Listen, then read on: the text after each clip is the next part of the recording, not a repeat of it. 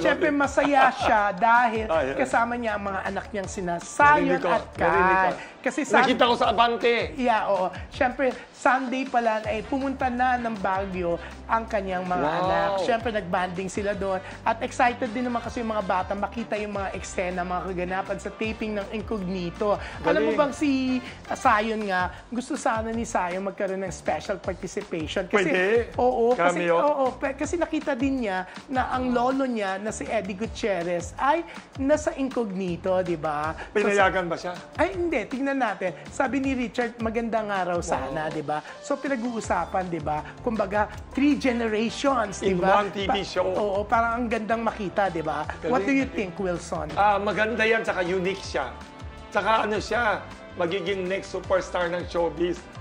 Oo nga. Great idea. Actually, marami naman talaga noong pa nagsasabi. Pag nag-artista si Zion, ay sigurado sisikat din siya. Anong edad na siya? Si Zion is...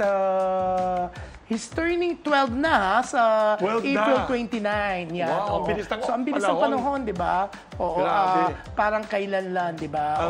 Kasi 2013 siya pinanganak eh.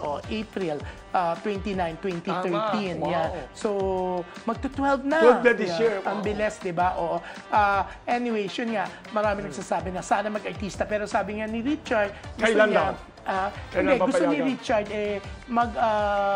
tapos muna ng pag-aaral si Zion. Kumbaga, unti-unti, pwede siyang yung mga ganyang special participation. Kasi if you can remember, dun sa Fantastica, kung saan nakasama ni Richard sina Ding Dong Dantes, Vice Ganda at napakarami pang iba, nagkaroon ng special participation.